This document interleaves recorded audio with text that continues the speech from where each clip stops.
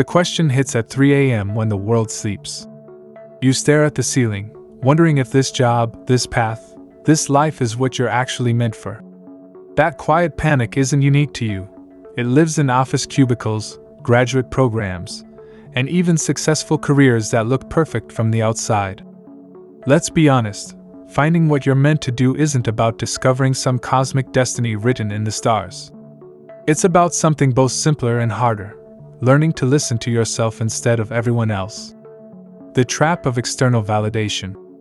You grew up hearing it: be practical. Choose stability. That passion won't pay the bills. These voices now live rent-free in your head, speaking over your own intuition. Think about decisions you've made. The college major chosen to please your parents. The career track selected because it impressed people at parties. The life goals borrowed from Instagram feeds and LinkedIn updates. Many of us build lives to satisfy everyone except ourselves. As Carl Jung noted, the shoe that fits one person pinches another. Yet we keep trying to squeeze into shoes others have chosen. A 2018 Gallup poll found only 34% of American workers feel engaged at their jobs. The rest? Just going through motions, collecting paychecks, and waiting for weekends. This isn't just a work problem, it's an identity crisis. The fear that keeps you stuck. What stops you from pursuing what lights you up inside? Let's name it fear. Fear of failure. Fear of judgment. Fear of making the wrong choice. Fear of starting over. These fears trick you into staying comfortable even when comfort means slow suffocation of your spirit. Consider this: on their deathbeds, people rarely regret the risks they took. They regret the ones they didn't. The business they never started. The art they never made. The person they never became.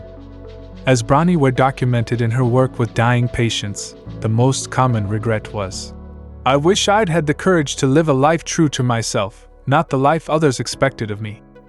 Signs you haven't found your path yet. Your body speaks wisdom your mind often ignores. Pay attention to these signals.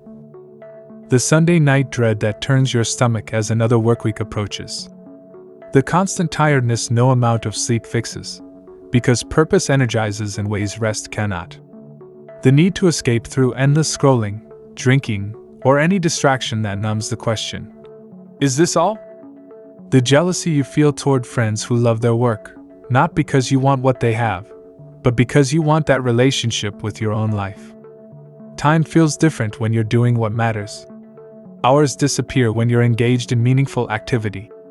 They drag when you're just filling space. Finding your way forward. No personality test or career counselor can tell you what will bring meaning to your life. But there are breadcrumbs you can follow. Start with curiosity, not passion. Passion feels too big, too intimidating. Curiosity just asks, "What interests me enough to explore it for a while?" Elizabeth Gilbert suggests replacing "What's my passion?" with "What am I curious enough about to take one small step toward understanding better?" Look at what you do when no one's watching and nothing's at stake. What topics do you read about voluntarily? What conversations energize rather than drain you? What problems do you solve for fun? Pay attention to envy. When you feel jealous of someone's work or life, ask yourself, what specific element am I responding to? Often, envy points to desires you haven't acknowledged. The myth of the perfect fit. Many search for a perfect career, one magical role that will satisfy every need and desire. This perfect fit rarely exists. Instead, consider psychologist William Damon's concept of purpose as a stable and generalized intention to accomplish something both meaningful to the self and consequential for the world beyond the self. Your purpose might be expressed through multiple channels, some paid, some not. The Japanese concept of ikigai suggests purpose lives at the intersection of what you love, what you're good at, what the world needs, what you can be paid for. Few find all four in a single role. The freedom comes in recognizing you can build a portfolio of meaningful activities rather than waiting for one perfect job. The permission slip.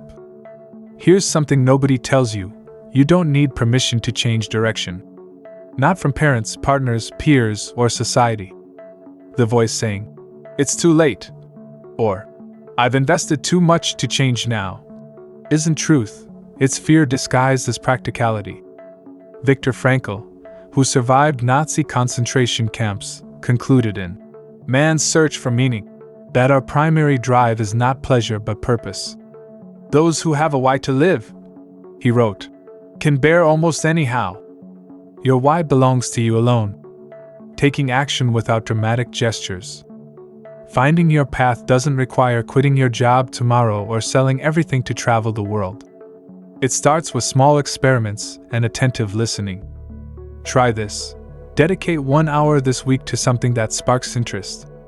Not to become an expert or make money, just to engage with it directly. Create space between stimulus and response. When faced with choices, pause to ask, am I doing this because I want to, or because I think I should? Collect evidence of what energizes you. Keep notes when you find yourself fully engaged, losing track of time. Look for patterns across these moments. Talk less, do more. Many kill potential passions by talking them to death before taking action.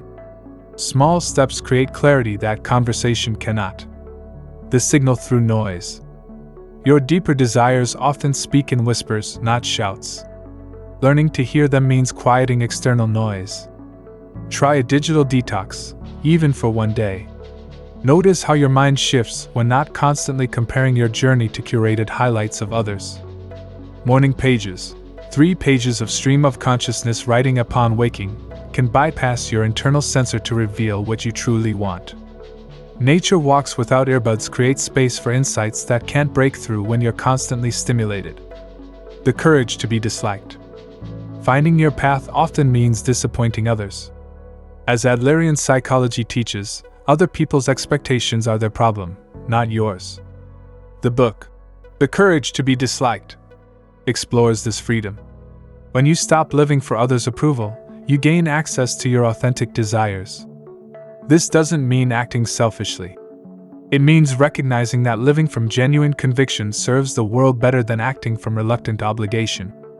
The journey is nonlinear. Finding what you're meant to do isn't a straight path. It's iterative, experimental, and often messy. Steve Jobs noted in his famous Stanford speech that you can only connect the dots looking backward. What seems like a detour now may later reveal itself as essential preparation. Trust the process. Each step, even mistaken ones, gathers data about yourself that clarifies the next move. Final thoughts. The question isn't really, what am I meant to do?